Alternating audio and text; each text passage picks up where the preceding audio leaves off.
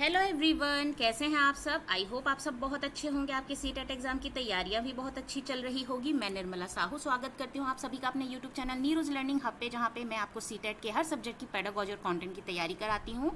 और जैसा कि आप सभी जानते हैं, आपके एग्जाम में बस 20 दिन ही बाकी रह गए हैं, तो मैं आशा करती हूँ कि आपकी तैयारियां बहुत अच्छी चल रही होगी। और जैसे कि मैं आपको बार बार कहती हूँ कि PYQ यानी कि प्रीवियस ईयर के जो क्वेश्चन है उसको आप बार बार अच्छे से सॉल्व कीजिए, क्योंकि टॉपिक जो है बिल्कुल सेम है। सिर्फ क्वेश्चन के पैटर्न को बदल बदल के हर साल वही क्वेश्चन को पूछा जाता है, तो इस लिहाज से आपको PYQ को सॉल्व करना बहुत इंपॉर्टेंट हो जाता है।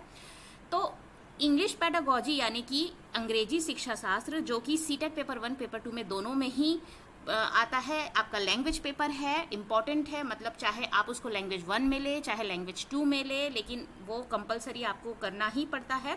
तो आज हम अंग्रेजी शिक्षा शास्त्र मतलब कि इंग्लिश पेडागोजी के इम्पॉर्टेंट क्वेश्चन देखेंगे। 20 क्वेश्चन हम देखेंगे ताकि आपकी अंडरस्टैंडिंग और डीप हो, आपका ये जो तैयारी है और बूस्ट हो सके। ये जो है आपको हेल्प करेगा, आपकी तैयारी को मजबूती प्रदान करेगा, ताकि आप अपनी तैयारी और अच्छे से कर सके। आपको समझ में आ सके कि किस क्वेश्चन, किस एरिया, किस टॉपिक पे आपको ज़्यादा फोकस करना है, किस तरह से क्वेश्चन पूछे जाते हैं, इसकी भी अंडरस्टैंडिंग आपको बहुत अच्छी होगी।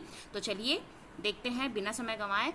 आगे बढ़ने से पहले कुछ मेरे बारे में। मेरा नाम है निर्मला साहू। मैंने बीएड में टॉप किया हुआ था। सीटेट पेपर 1 पेपर 2 मैंने सेल्फ स्टडी से क्वालिफाई किया था। As a PGT English teacher मुझे कई सालों का टीचिंग एक्सपीरियंस है। तो चलिए आज हम क्वेश्चन देखते हैं अपना सीटेट इंग्लिश पेडागोजी का मतलब अंग्रेजी शिक्षा शास्त्र। पहला क्वेश्चन है, विच is not a guiding principle of NCF 2005। तो NCF 2005 में 4 ऐसे प्रिंसिपल बोले गए हैं, जिनमें से एक है जो गलत बोला गया है। तो कौन सा नहीं है? तो आप नहीं को बिल्कुल ध्यान में रखते हुए चलेंगे, है ना। नॉट को आप बिल्कुल ध्यान में रखेंगे, क्योंकि बहुत सारी गलतियां नॉट को नहीं ध्यान देने के कारण हो जाती क्वेश्चन में। तो इनमें से जो 3 जो है वो तो गाइडिंग प्रिंसिपल है। एक ऐसा है जो नहीं है, वो आपको फाइंड आउट करना है। तो एलिमिनेशन ऑप्शन से आप कर सकते हैं, मेथड से कर सकते हैं। जैसे कि देख लेते हैं क्या क्या है। ए बोल रहा है connecting knowledge to life outside the world. ये बात उन्होंने कही है, तो ये नहीं होगा, क्योंकि यहाँ पे नहीं पूछा गया है। Ensuring children providing job opportunity, ऐसी कोई बात नहीं कही है कि चिल्ड्रंस को जॉब अपॉर्चुनिटी प्रोवाइड करने की मतलब के लिए एंश्योर करता है ना, निश्चित करता है, ये नहीं होगा।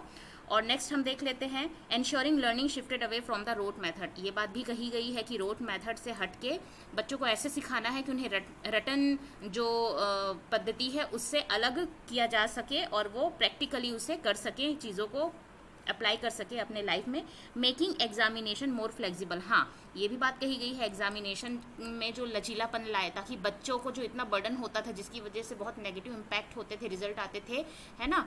बच्चे पास नहीं कर पाए तो सुसाइड कर रहे हैं, कुछ कर रहे हैं, या फिर गलत प्रभाव पड़ रहा है, ये सबको हटाने के लिए, एग्जाम को लचीलापन देने के लिए भी ये बात कही है।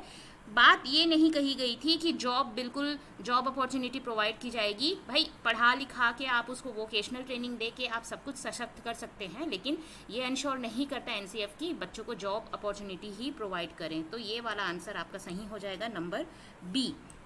ठीक है, नंबर B आपका जो है ensuring children providing job opportunity, ये आपका ऑप्शन होगा सही। तो ये आपका आंसर हो जाएगा।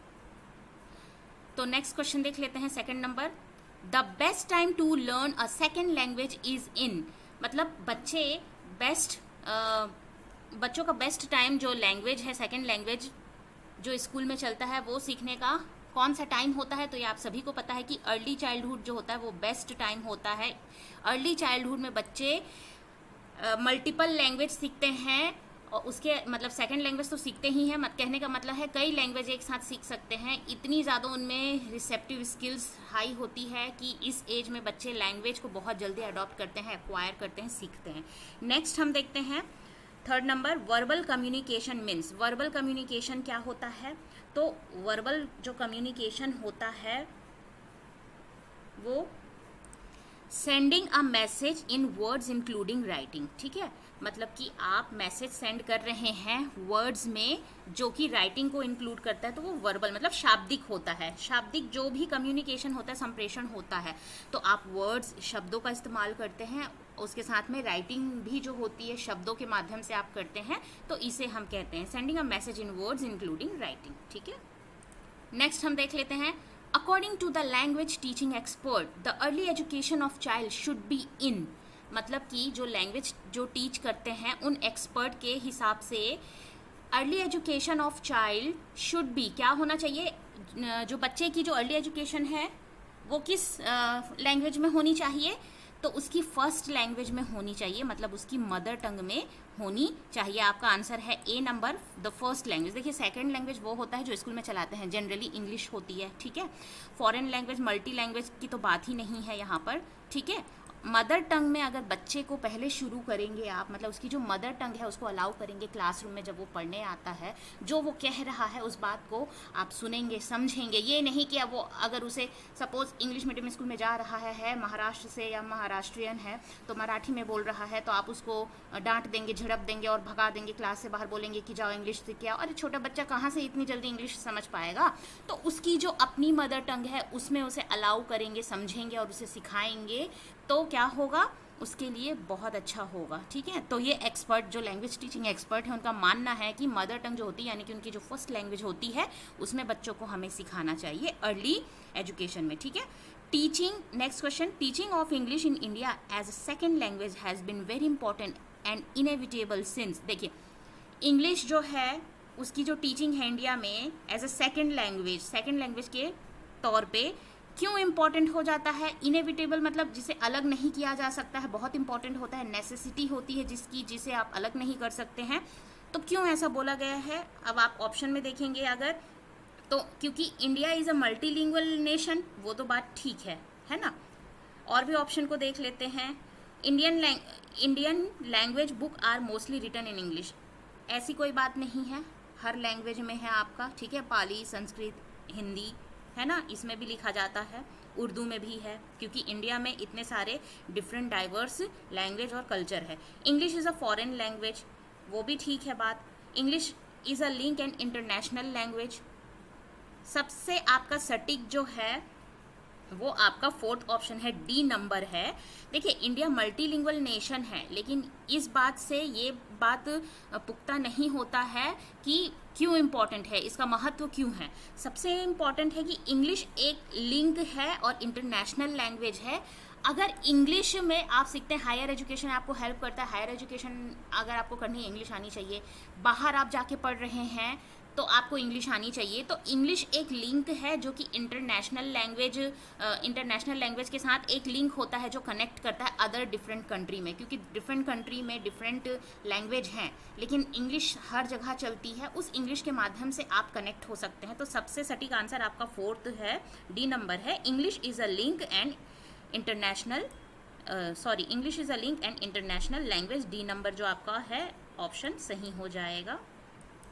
नेक्स्ट हम देखते हैं 6 नंबर, which skill are receptive. Receptive यानी समझते हैं, रिसीव करना, किसी चीज़ को आप जब रिसीव करते हैं तो आपको पता है 4 हमारे लैंग्वेज स्किल होते हैं, LSRW, मतलब लिसनिंग, स्पीकिंग, रीडिंग, राइटिंग, ठीक है।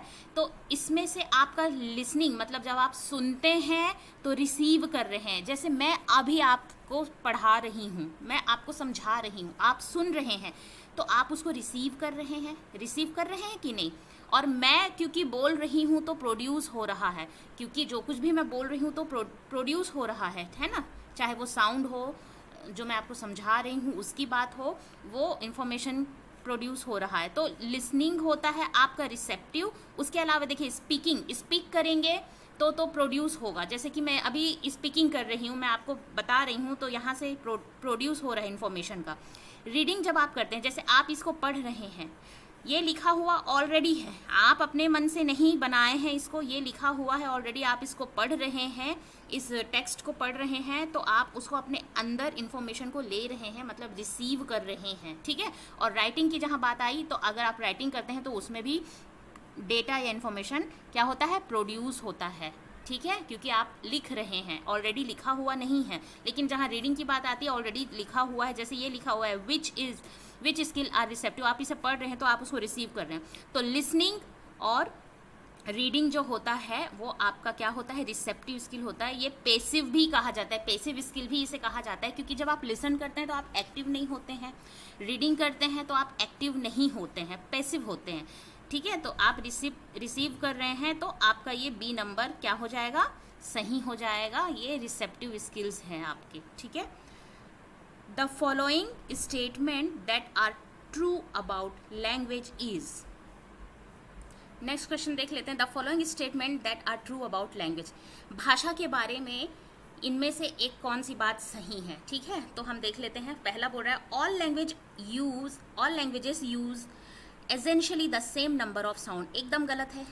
हर लैंग्वेज का साउंड डिफरेंट होता है, ठीक है। सेम नंबर नहीं होता है, नंबर भी उसका सेम नहीं होता है, ठीक है, डिफरेंट होता है सबका।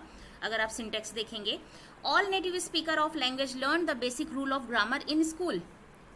बिल्कुल गलत है, ठीक है। ग्रामर जो है वो नेटिव स्पीकिंग में उसकी ज़रूरत नहीं होती है। नेटिव स्पीकिंग मतलब कि आपकी जो वर्नेक्युलर लैंग्वेज होती है वो आप अपने आप खुद ब खुद सीख जाते हैं। स्कूल में आपको वो ग्रामर रूल के माध्यम से नहीं सिखाया जा सकता, वो आप खुद अपने आप सीखते हैं। ग्रामर की यहाँ पे ज़रूरत ही नहीं है, तो ये भी गलत है। While the different language may use different phoneme they all essentially share the same syntax, ये भी गलत बात है। डिफरेंट लैंग्वेज फोनीम जो होता है डिफरेंट वो यूज़ करता है, लेकिन सिंटेक्स भी डिफरेंट होता है, सेम नहीं होता है। सिंटेक्स उसके जो स्ट्रक्चर होते हैं, सेंटेंस के स्ट्रक्चर होते हैं, वो भी क्या होते हैं, डिफरेंट होते हैं। और सिंटेक्स का मतलब होता है सेंटेंस का स्ट्रक्चर, फोनीम होता है आपका साउंड, तो साउंड भी डिफरेंट होता है, स्ट्रक्चर भी डिफरेंट होता है। तो इनमें से जो आपका सही है वो है नन ऑफ द अबव, इनमें से कोई नहीं, मतलब तीनों बातें ही गलत है। तो डी ऑप्शन आपका सही हो जाएगा कि ये तीनों नहीं होगा, none of the above. Next हम देख लेते हैं। Identify the statement which is not true. जो सही नहीं है उस स्टेटमेंट को आपको सही नहीं है उसे बताना है, ठीक है। नॉट पे ध्यान देंगे हमेशा।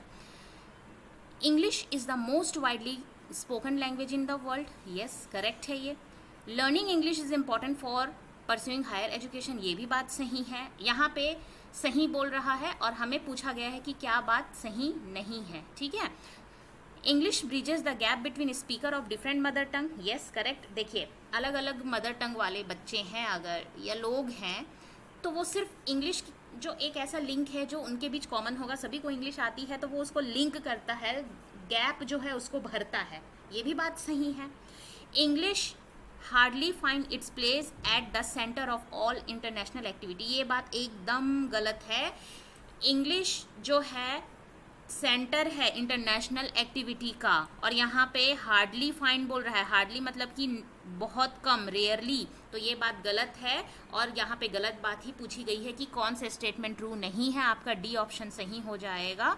जबकि इंग्लिश जो है, English find its place at the centre of all international activity होना चाहिए, यहाँ पे हार्डली बोल दिया है तो नेगेटिव हो गया है, ये आपका आंसर आएगा, जो कि ये बात सही नहीं है। इंग्लिश सेंट्रल मतलब सेंटर है इंटरनेशनल एक्टिविटी का, क्योंकि इंग्लिश जो है एक लिंक है बिटवीन द इंटरनेशनल लैंग्वेज, और जो कुछ भी आप करते हैं, ऑफिशियल वर्क भी करते हैं, तो उसके लिए ये इम्पॉर्टेंट है।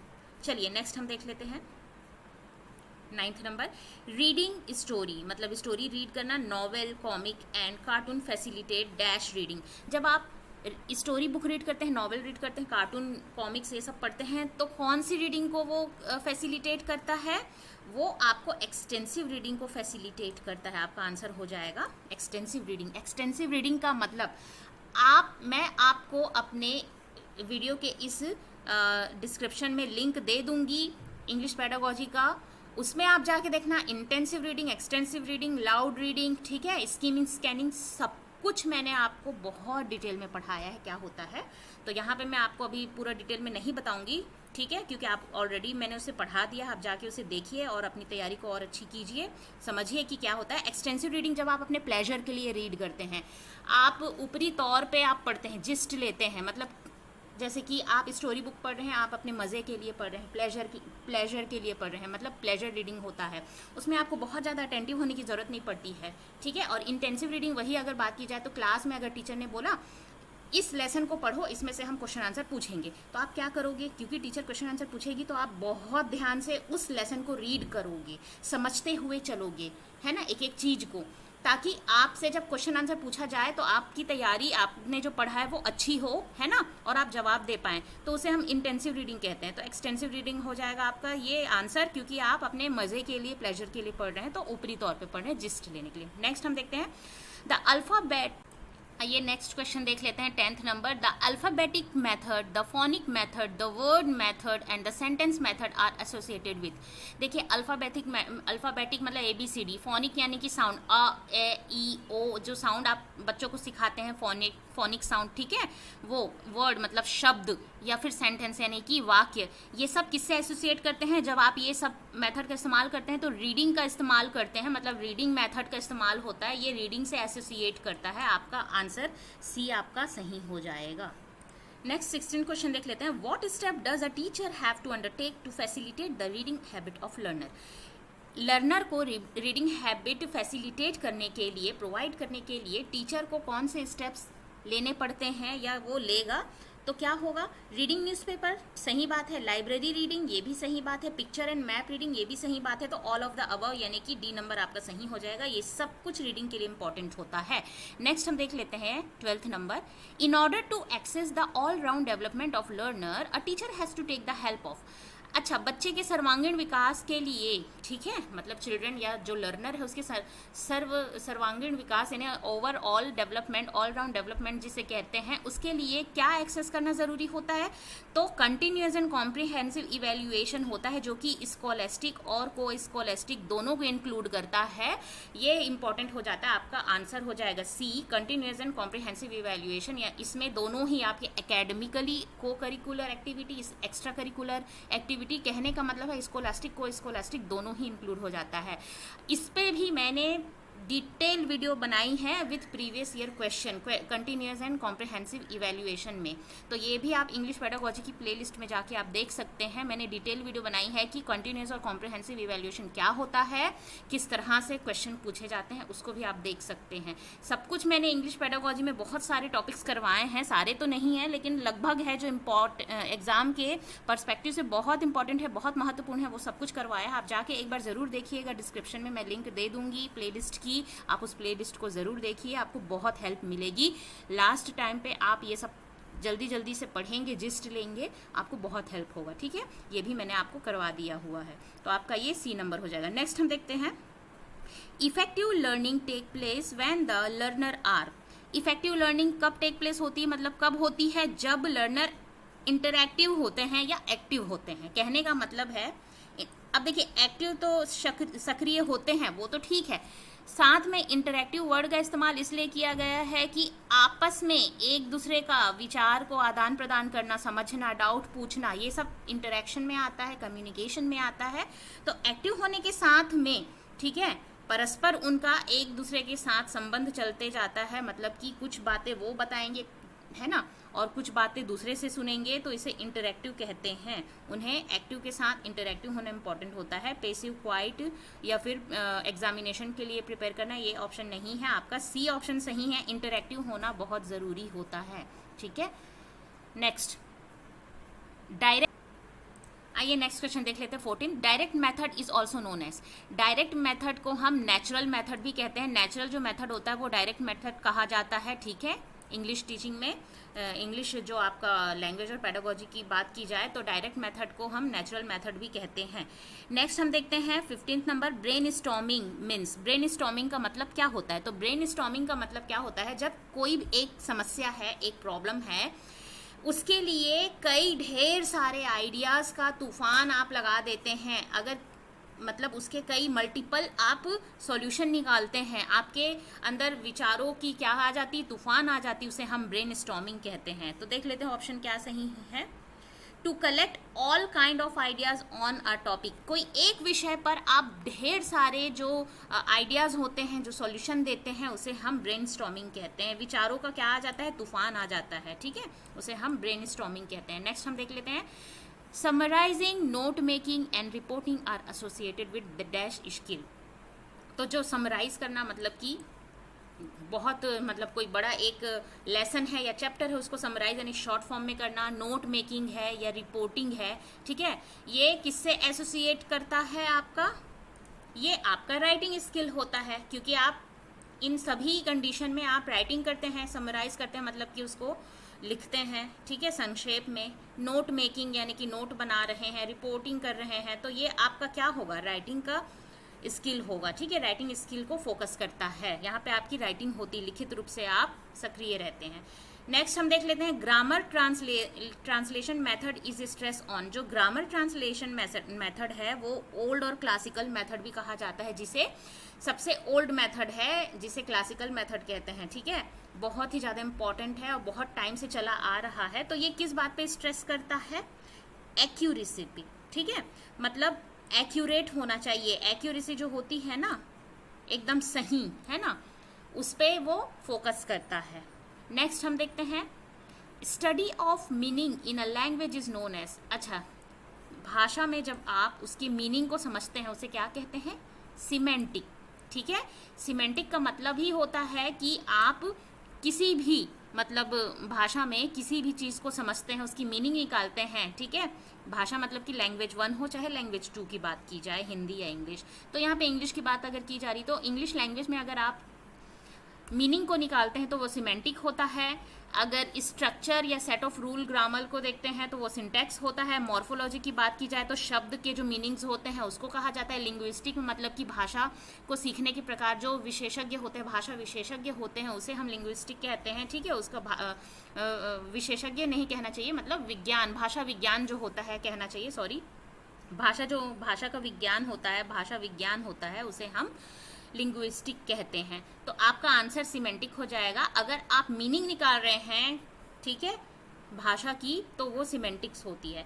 नेक्स्ट है डॉक्टर वेस्ट मेथड, जो कि बहुत इंपॉर्टेंट है, इससे क्वेश्चन बनता ही बनता है। डॉक्टर वेस्ट मेथड किस पे स्ट्रेस देते हैं, बहुत ज़्यादा फोकस करते हैं। तो इनका जो सबसे पहले जब आप इनके बारे में पढ़ेंगे तो यही सबसे इंपॉर्टेंट पॉइंट होता है कि उन्होंने रीडिंग पे सबसे ज़्यादा फोकस किया है ना। रीडिंग पे ही वोकैबलरी, शब्द वगैरह कैसे सीख पाते हैं बच्चे, तो रीडिंग पे फोकस की इन्होंने, इनकी जो बातें हैं वो रीडिंग पे सबसे ज़्यादा फोकस की गई है, ठीक है।